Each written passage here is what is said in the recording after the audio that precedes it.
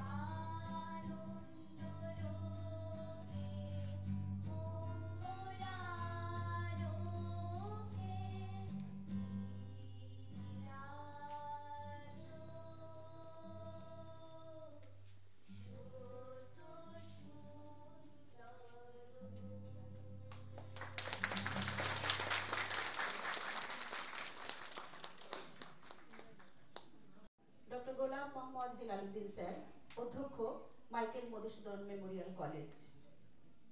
Michael Madhusudan Dutta, স্রষ্টা ও সৃষ্টি শীর্ষক এক দিবসীয় আলোচনা সভায় স্যারকে আমি স্বাগত ভাষণ দেওয়ার জন্য অনুরোধ করছি।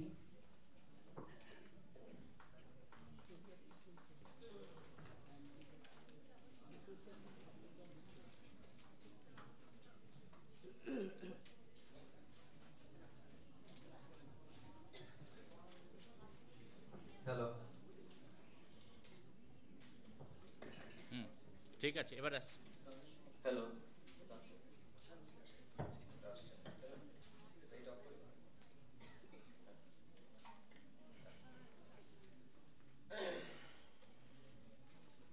আমি প্রথমেই সকলকে আজকের এই প্রেক্ষাগৃহে আমাদের মাইকেল মধুসূদন মেমোরিয়াল কলেজ অডিটোরিয়ামে উপস্থিত সকলকে আমি স্বাগত, শুভেচ্ছা জানাই।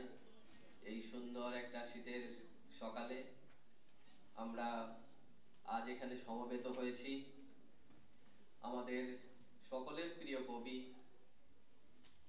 মাইকেল মধুসূদন দত্তের জন্মের 200 বর্ষপূর্তি উপলক্ষে আয়োজিত এক দিবসীয় আন্তর্জাতিক যে আলোচনা সভা, তার এই সূচনা সভায় আমি আমার মঞ্চে আমাদের সঙ্গে আমরা পেয়ে গেছি আমাদের বাংলাদেশ থেকে ইনি এসছেন বিশেষ বক্তা হিসাবে ডক্টর আহমেদ আহসানুজ্জামান। ওনার পরিচয় আপনারা অলরেডি পেয়ে গেছেন।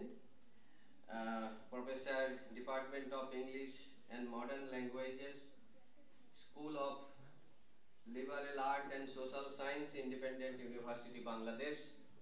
আমরা আমাদের সঙ্গে আরও পেয়ে গেছি professor Abdul Kafi, department of Bengali, Jadavpur university. আমাদের সঙ্গে আছেন doctor Manabendra Mukhopadhyay, professor, department of Bengali, Visva Bharati. মঞ্চে উপস্থিত আছেন ডক্টর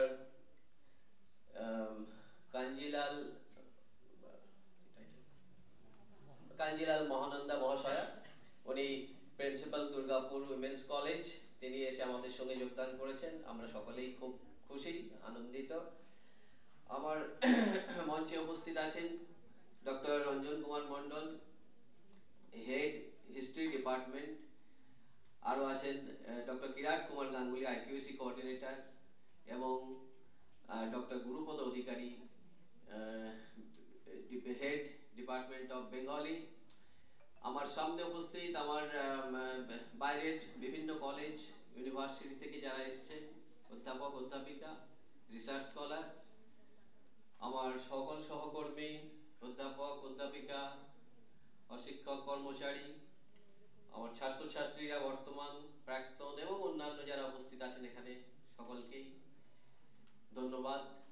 আমি ধন্যবাদ জানাই আমাদের যারা অ্যাঙ্কার দুজন আছেন, লিপিকা সরকার এবং তনুশ্রী দাস। তো তারা অনেক কিছুই বলে দিয়েছেন। আজকের এখানে আমাদের উদ্দেশ্যই হচ্ছে যে মাইকেল মধুসূদনের কে স্মরণ করা, তাকে সম্মান জ্ঞাপন করা এবং শ্রদ্ধা জানানো। তো সেই পর্বে আমরা অনেক দেরিতে চলছি, আমাদের শুরু অনেক দেরি হয়ে গেছে, এবং এখানে আমাদের 3 জন বিশেষ অতিথির বক্তব্য আছে। তার সঙ্গে আমাদের যারা পত্রিকায়, আমাদের যারা পেপার যারা সাবমিট করেছেন, এবং সেটা আমাদের একটা ম্যাগাজিনে, আমরা আইএসবিএন নাম্বারে ম্যাগাজিনে অলরেডি সেটা পাবলিশ হয়ে গেছে, সেটা আমরা এই অনুষ্ঠানের শেষেই উদ্বোধন করব। তো তাদের পেপার প্রেজেন্টেশনের একটা স্লট আছে। তো এই এক দিবসীয় অনুষ্ঠানে এতগুলো, 3টে আমাদের সেগমেন্টে ভাগ আছে, তার জন্য অনেকটা সময় দরকার। তো আমি নিজে সাহিত্যের ছাত্রও নই, আমি মাইকেল মধুসূদনকে নিয়ে কিছু বলার জন্য কিছু এখানে লিখেছিলাম। সে লেখাটা অনেক সুদীর্ঘ হয়ে গেছে, বলতে অনেক সময়ই লাগবে। তো অল্প বিস্তর সকলেই মাইকেল মধুসূদন দত্তকে আমরা চিনি, তার নাম জানি। বিশেষ ভাবে প্রসিদ্ধ একজন কবি, সাহিত্যিক, রচয়িতা, কাব্যকার, মহাকাব্যকার।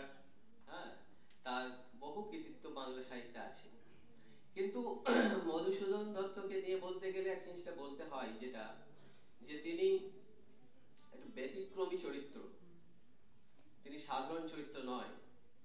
তার সেই ব্যতিক্রমী চরিত্রটা তার সাহিত্যের মতোই বর্ণময়, বৈচিত্র্যময় এবং খুব আশ্চর্যজনক। তিনি কিন্তু সাধারণভাবে তার জীবনযাপন করেননি, সেটা তার সাহিত্য চর্চায় হোক, তার জীবন চর্চায় হোক, যেখানেই তিনি বিচরণ করেছেন। তার জন্ম আজ থেকে 200 বছর আগে, ঠিক আজকের এই দিনে 1824 সালের এই 25শে ডিসেম্বর তিনি জন্মগ্রহণ করেছিলেন। সেই ব্রিটিশ ভারতবর্ষের যশোর জেলার সাগরদাঁড়ি নামক একটা গ্রামে সম্ভ্রান্ত পরিবারে তিনি জন্মেছিলেন। খুব বিত্তশালী। তার পিতা একজন প্রসিদ্ধ আইনজ্ঞ ছিলেন, স্বনামধন্য। সুতরাং সম্পদের প্রাচুর্যের মধ্যেই তিনি লালিত পালিত হয়েছিলেন। তার মাতার পরিচয় যদি আমরা দেখি, সেখানেও আমরা দেখব তিনি একজন জমিদার পরিবারের কন্যা ছিলেন। সুতরাং প্রাচুর্যের মধ্যে তিনি জন্মেছিলেন, লালিত পালিত বড় হয়েছিলেন, কিন্তু তার পরবর্তী জীবন সঠিকভাবে যায়নি। তিনি স্রোতের বিপরীত দিকে হেঁটেছিলেন। তিনি অতি অল্প বয়সে কলকাতায় চলে আসেন। হিন্দু কলেজে স্কুলের পড়া শেষ করে হিন্দু কলেজে তিনি ভর্তি হয়েছিলেন, যেটা পরবর্তীকালে প্রেসিডেন্সি কলেজ এবং অধুনা প্রেসিডেন্সি ইউনিভার্সিটিতে সেটা উন্নীত হয়েছে। তো আমরা সকলেই জানি সেটা একটা lead institution, not only in Bengal, আমাদের পশ্চিমবঙ্গেই নয়, এটা ভারতবর্ষের একটা বিশিষ্ট প্রতিষ্ঠান, যেখানে পড়ার সৌভাগ্য সকলের হয় না, কিন্তু তার হয়েছিল। তিনি যথেষ্ট মেধাবী ছিলেন। তার ভাষায় ভীষণভাবে তিনি দক্ষ ছিলেন। মানে ভাবতে অবাক লাগবে যে মাতৃভাষা ছাড়া 12টা ভাষায় তিনি কথা বলতে পারতেন অবলীলায়। আমরা তো একটা ভাষা, আমাদের মাতৃভাষা, তারপর আর দ্বিতীয় ভাষা যখন আমরা শিখি, সেখানে অল্প বিস্তর একটু লিখতে শিখি, তারপর সেটা বলতে গেলে আমাদের প্রচুর কষ্ট হয়। তো আমরা আমাদেরকে দিয়ে ভাবতে পারি যে তার যে দক্ষতা, তার যে ভাষা দক্ষতা ছিল, যে 12টা ভাষায় 13টা ভাষায় অবলীলায় বাক্যালাপ করা, মানুষের সঙ্গে আদান প্রদান করা, কথাবার্তা বলা, এটা একটা ভীষণ উল্লেখযোগ্য দিক তার জীবনে। তিনি মাত্র 49 বছর তিনি জীবিত ছিলেন। সেই অল্প জীবনকালে কালটা ভীষণভাবে ঘটনাবহুল, ভীষণভাবে বর্ণময়, ভীষণভাবে বৈচিত্র্যময়। তো আমি সেগুলো ডিটেল আর বলবো না। আমাদের যারা বিশেষ অতিথি আছেন তারা আলোকপাত করবেন, আমরা সমৃদ্ধ হব। আমি বলতে গেলে অনেক সময় চলে যাবে। আমি বললাম না যে আমি এখানে লিখেছি, অনেকখানি লেখা আছে, তার থেকে আমি একটু একটু বলছি। আমি বিশেষ কিছু আর বলতে চাইছি না, কারণ থেকে আমরা বেরিয়ে এসে নর্মালি আবার আমাদের সমস্ত কিছু, সমস্ত জীবনযাপন, জগৎ সংসারে চলার পথে আমাদের শিক্ষার প্রগতি, উন্নতির প্রগতি, প্রযুক্তিগত উন্নতিতে আমরা সঠিকভাবে আবার আমরা এগিয়ে চলার জন্য আমরা আবার শুরু করেছি, স্বাভাবিক জীবনে এসেছি। কিন্তু সেই সময়টা আমরা উদযাপন করতে পারিনি। আজকে আমরা মাইকেলের 200 বছর করছি। আমাদের বাংলা বিভাগের যিনি আছেন ডক্টর গুরুপদ অধিকারী, তার একটা ঐকান্তিক ইচ্ছা ছিল, এবং doctor Kirat Kumar Ganguly IPSC coordinator, এদের সহযোগিতায়, আইপিএসসি সহযোগিতায় এবং ডিপার্টমেন্টের সহযোগিতায় বিশেষভাবে আমরা এই দিনটাকে উদযাপিত করতে পারছি। আমি আর একবার সকলকে শুভেচ্ছা, ধন্যবাদ জানাই। এবং আমি আর বিশেষ কিছু বলবো না, অনেক কিছু বলার আছে। আমাদের মাইকেল মধুসূদন দত্ত, তিনি কিভাবে মাইকেল হলেন, তিনি ইংরেজি ভাষার প্রতি তার একটা ইংরেজি কালচার, সভ্যতা, ভাষা, ধর্ম, এই ইয়েতে তিনি অনুপ্রাণিত হয়ে গিয়েছিলেন। একটা যুবক, তিনি যখন তিনি জন্মগ্রহণ করেছিলেন এবং যে সময় তার পড়াশোনা চলছিল, কলেজ জীবন চলছিল, কলেজ অধ্যয়ন করছিলেন, সেই সময় তিনি আমাদের ভারতবর্ষের যে কালচার, পশ্চিমবাংলার বাংলা, পশ্চিমবাংলা নয়, তখন বাংলাদেশ অবিভক্ত ভারতবর্ষ, বাংলাদেশের কালচার, বাংলার সংস্কৃতি, শিক্ষা, ভাষা, এর থেকে তিনি বিচ্যুত হয়ে গিয়ে পাশ্চাত্যের প্রতি তিনি আকৃষ্ট হয়েছিলেন, এবং হয়ে তিনি সেই দিকেই কিন্তু তিনি ট্রেন নিয়ে নিয়েছিলেন। পরবর্তীকালে তিনি আবার সেই আমার আমিকে তিনি ফিরে পেতে বাংলায়, এই বঙ্গ ভারতবর্ষেই তিনি ফিরে এসেছিলেন, এবং সেখানেই তিনি তার যে কর্মকাণ্ড, সারা জীবনের যে তার লেখনী, তার কাব্য, তার মহাকাব্য, তার প্রহসন, যত কিছু তিনি করেছেন বাংলায়, তার জন্যই তিনি আজ বিশেষভাবে প্রসিদ্ধ। শুধু বাংলাদেশে নয়, পশ্চিমবঙ্গে নয়, ভারতবর্ষে নয়, সারা বিশ্বের কাছে তিনি আজ প্রসিদ্ধ একজন কবি, হিসাবে আমরা তাকে স্মরণ করছি, আগামী দিনেও স্মরণ করব, এবং তিনি আমাদের মধ্যে যুগ যুগ ধরে বেঁচে থাকবেন। এবং আজকের এই অনুষ্ঠানের সর্বাঙ্গীন সৌন্দর্য কামনা করি, সর্বাঙ্গীনভাবে আমাদের অনুষ্ঠানটা শেষ হোক আমি চাই। আমাদের যারা দর্শক আছেন বা যারা বাইরে আছেন প্রত্যেককেই আমি অনুরোধ করব যে আমাদের বিশেষ যারা বক্তা আছেন তাদের বক্তব্যও আপনারা শুনবেন, আপনারা সমৃদ্ধ হবেন। আমাদের যারা পেপার প্রেজেন্ট করবেন, হয়তো বেশ কয়েকজন যাদের পত্রিকাতে আমাদের তাদের পেপার অলরেডি পাবলিশ হয়ে গেছে, সেগুলো আমরা ডিস্ট্রিবিউট করে দেবো, তারা সেটা থাকবেন। কারণ একটা জিনিস আমি শেয়ার করে নিজে বলতে চাই যে আমরা এই যে শিক্ষা প্রতিষ্ঠান হোক, যেখানে যে কোনো অর্গানাইজেশনে আমরা যখন কিছু করি, আমাদের একটা কি উদ্দেশ্য, অবজেক্টিভ কি থাকে, যে আমাদের এই যে এফোর্টটা দিচ্ছি কি জানলো, আমরা যে দিচ্ছি আজকের দিনে মাইকেলকে নিয়ে আমরা একটু জানবো, একটু বুঝবো, একটা একাডেমিক ডিসকাশন হবে, একটু এক্সচেঞ্জ আলোচনা হবে, আমরা কিছু জানবো, বিশেষ কিছু জানবো। হয়তো আমরা অনেক কিছুই জানি, আজকে ইন্টারনেটের যুগে আপনি যদি গুগলে সার্চ করেন মাইকেল নিয়ে অনেক কিছুই তথ্য আপনি পেয়ে যাবেন, জেনে যাবেন। কিন্তু আমাদের যারা বিশেষ বক্তা আছে তাদের থেকে আমরা এমন কিছু নতুন জিনিস মাইকেল সম্পর্কে যে জানবো, যেটা আমাদের অজানা, আমরা যেটা জানি না, যেটা রিসার্চ লেভেলে আছে, যেটা তারা ভাবছেন, তারা ভেবেছেন যে তার এই যে জীবন যাত্রা, তার কর্মকাণ্ড নিয়ে সেখান থেকে আমরা কি ভাবতে পারি, কি দিকে তিনি গেছিলেন, এবং সেখান থেকে আমরা কিছু লার্নিং নিতে পারি, লেসন নিতে পারি। আমাদের চলার পক্ষে, আমাদের জীবনের পক্ষে সেটা একটা উপাদেয় হতে পারে পরবর্তীকালে। আমাদের যারা স্কলার আছে, আমাদের যারা টিচার, ইয়াং টিচার আছে, আমাদের যারা স্টুডেন্ট আছে, আমাদের কাছে সেটা একটা বিশেষ গুরুত্বপূর্ণ জিনিস আমাদের কাছে হতে পারে। তাই আমি সকলকেই বলবো যে আপনারা এখানে আমাদের এই হলটায় একটু ভর্তি আছে, এই হলটা যেন ভর্তি থাকে, এটাই আমার সকলের কাছে বিশেষ অনুরোধ। তাহলে আমাদের এই প্রচেষ্টাটা সফল হবে। কারণ আমি চাই কোনো কিছু করার জন্য করা নয়, সত্যিকারেই আমরা কিছু করতে চাই যেটা সঠিক কিছু ফল, কিছু তার ইম্প্যাক্ট পৌঁছাবে। আমরা যাদের জন্য করছি তাদের কাছে যেন আমাদের কিছু ইম্প্যাক্ট কিন্তু রিচ করে, আমরা যাদের কাছে রিচেবল করি, তাহলেই আমাদের সাফল্য, আমাদের সার্থকতা, আমাদের সেখানেই স্যাটিসফ্যাকশন।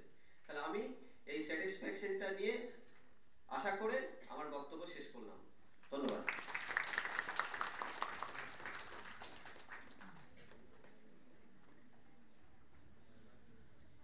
অসংখ্য ধন্যবাদ স্যার। মাইকেল মধুসূদন দত্ত, স্রষ্টা ও সৃষ্টি, এক দিবসীয় আন্তর্জাতিক আলোচনা সভায় মাননীয় মহানন্দা কাঞ্জিলাল, অধ্যক্ষ, দুর্গাপুর উমেন্স কলেজ, তার মুখ থেকে আমরা কিছু শুনতে চাই।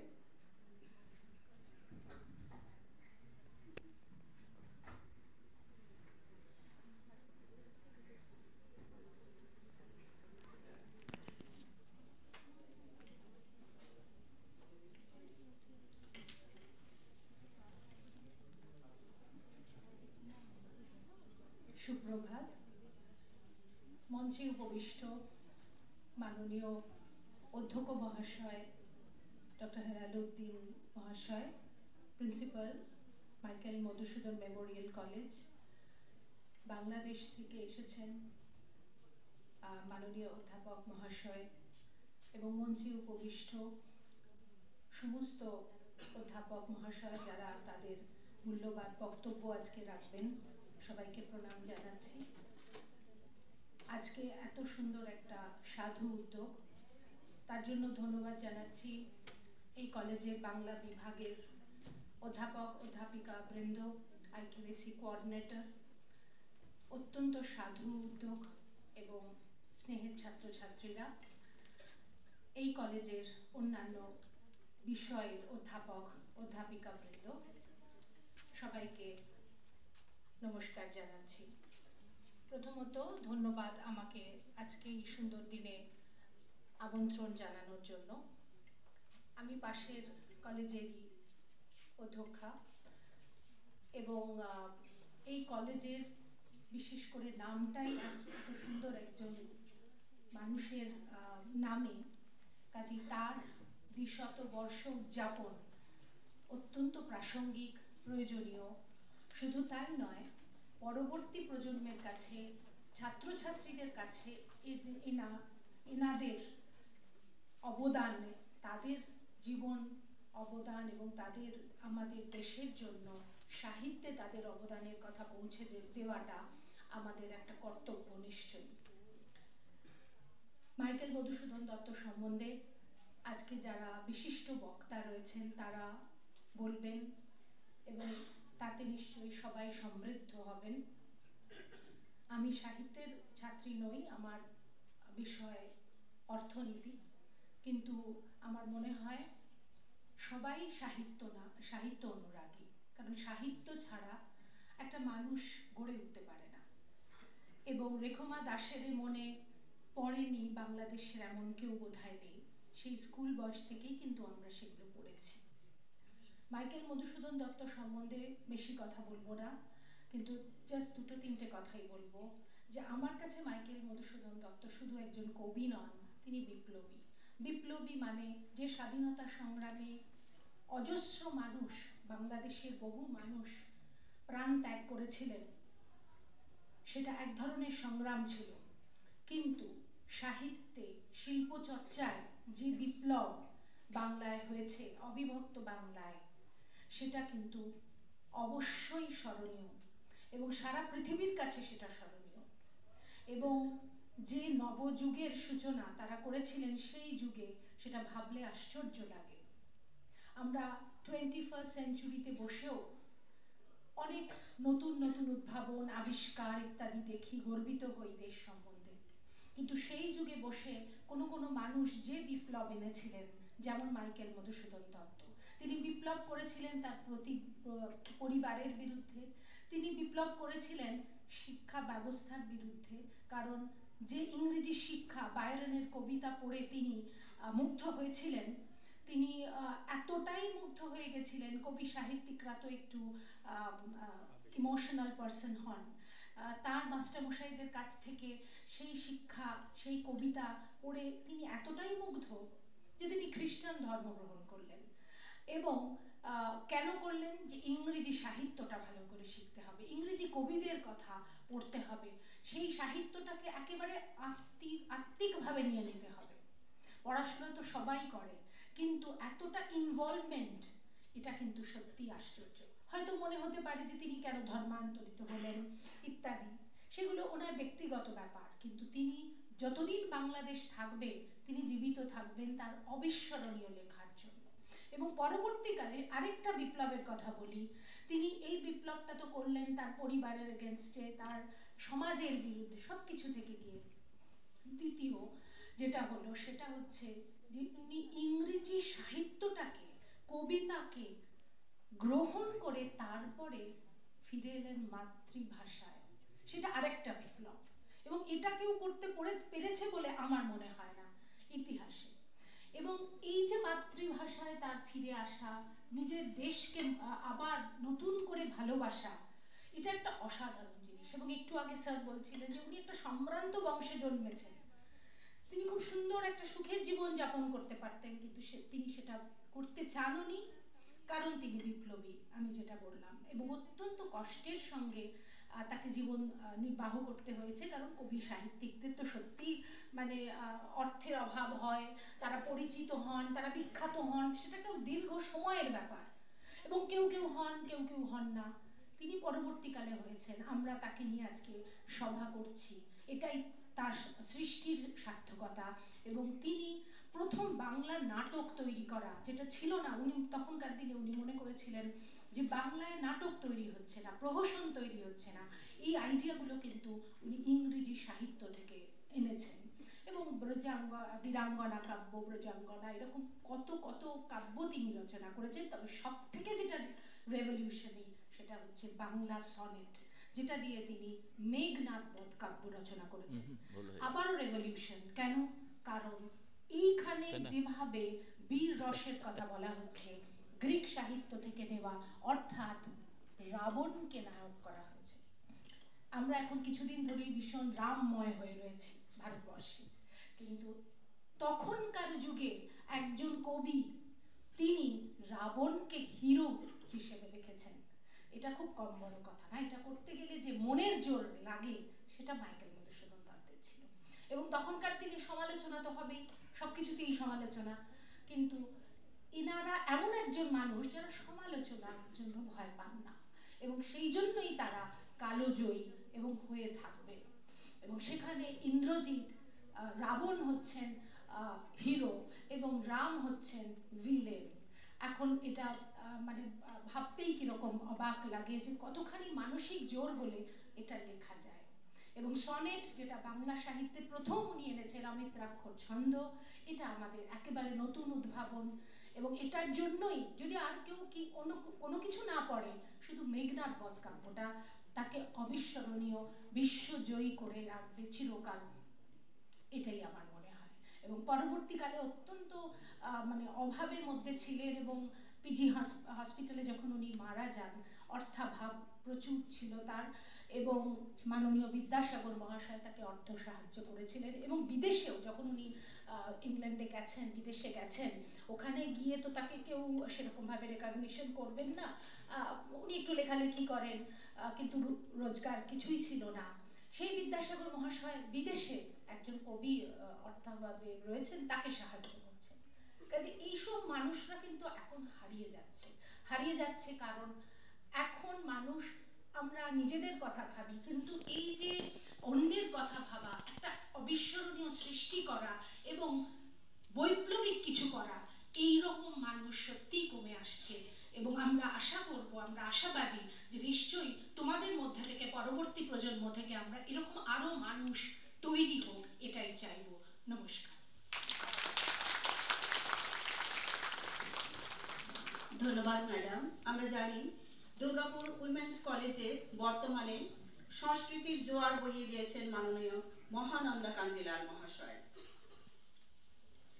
আমি নিজেও তার এরকম বিভিন্ন সাংস্কৃতিক অনুষ্ঠানের সাক্ষী হতে পেরে সমৃদ্ধ হয়েছি। আজকে আমাদের মধ্যে তাকে পেয়ে আমরা ধন্যবাদার্থ। ধন্যবাদ ম্যাম।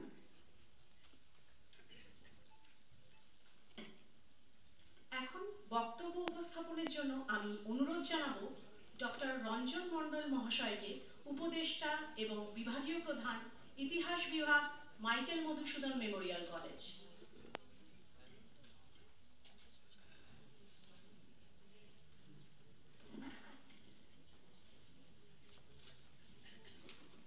আজকে এক দিবসীয় আন্তর্জাতিক আলোচনা চক্রের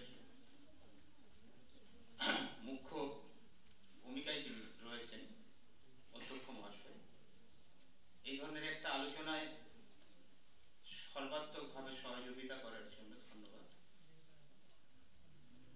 আজকের অনুষ্ঠানে তিন প্রধান বক্তা, যথা কাফি স্যার, মানবেন্দু স্যার এবং আনিসুজ্জামান স্যার, তাদেরকেও ধন্যবাদ জানাই আমাদের আমন্ত্রণে সাড়া দেওয়ার জন্য। ধন্যবাদ জানাই পার্শ্ববর্তী মহিলা কলেজের অধ্যক্ষা কাঞ্জিলাল ম্যাডামকে, মঞ্চে উপবিষ্ট আইপিএসি কোঅর্ডিনেটরের চেয়ারম্যান কিরাট গাঙ্গুলি মহাশয় এবং গুরুপদ অধিকারী, সকলকে ধন্যবাদ। সময় খুবই কম, আমরা অলরেডি লেটে রান করছি, অধ্যক্ষ মহাশয়ের কথাই উঠে এসেছে। আমি দু একটা কথা বলে শেষ করছি, কেননা অলরেডি আমরা আমাদের আজকের অনুষ্ঠানের মূল বিষয় তিনজন বক্তব্যের বা তিনজন বক্তার কথা শোনা, যা থেকে আমরা সমৃদ্ধ হয়ে উঠব। আজকের আলোচনা চক্রের মূল বিষয় মাইকেল মধুসূদনের দ্বিশতবর্ষে তার স্রষ্টা ও সৃষ্টিকে নতুন ভাবে ভাবা। আমরা সকলেই জানি ঊনবিংশ শতকের এক বাংলা সাহিত্যের উজ্জ্বল জ্যোতিষ্ক হলেন মাইকেল মধুসূদন দত্ত। আশ্চর্যের বিষয় যেটা, সেটা হলো সমকালীন মনন চিন্তনকে তিনি যতটা প্রভাবিত করতে পেরেছিলেন, তার থেকে মনে হয় আরো অধিক প্রভাবিত করেছেন পরবর্তী সময়কালকে। এখন আমরা সেটা নিয়ে ভাবি। তার যে সকল সৃষ্টিগুলো, কবি মানে সৃষ্টি করবে এটাই স্বাভাবিক, তাদের কল্পনায় সৃষ্টি ভেসে আসবে, সৃষ্টি উঠে আসবে। তিনি বিভিন্নভাবে সৃষ্টি করেছেন কাব্য, মহাকাব্য, নাটক, প্রহসন, এবং চিরাচরিত রীতিনীতিকে মেনে নিয়ে নয়, চিরাচরিত রীতিনীতি ভেঙে নতুন ভাবে তা নির্মাণ করেছেন বা বিনির্মাণ করেছেন। তার যে অমরত্ব সৃষ্টি বা কালোত্তীর্ণ যে কাব্য মেঘনাদ বধ, আমার পূর্ববর্তী বক্তা বললেন কিভাবে নতুনভাবে তিনি উপস্থাপন করলেন, তা এখনো সমানভাবে প্রাসঙ্গিক। সেই সময়কালে সমাজ যে সকল বিষয়গুলো নিয়ে মেতেছিলেন, পাঁচালী, কীর্তন, ঢপ কীর্তন, তার জায়গায় নতুন এক বিষয়বস্তু নিয়ে এলেন। থিয়েটার ছিল না নাটক, যা ছিল দু একটা বাংলা অনুবাদ হচ্ছেন, শেক্সপিয়র আরো বেশ কয়েকজন মনীষী লিখলেন শর্মিষ্ঠা। এবং সেক্ষেত্রে তিনি কেবল পাশ্চাত্যকে অনুসরণ করেছেন এমনটা নয়, প্রাচ্য পাশ্চাত্যের সমন্বয় তৈরি করেছেন। এবং বারংবার তিনি যেটা তুলে ধরেছেন সেটা হচ্ছে রক্তে মাংসে গড়া মানুষকে। বারংবার